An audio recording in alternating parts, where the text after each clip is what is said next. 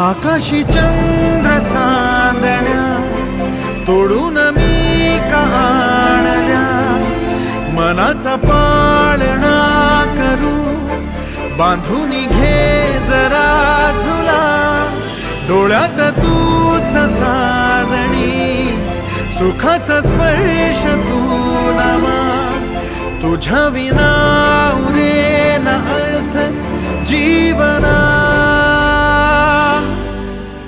उजळे तुझ्या हसूने कणकण,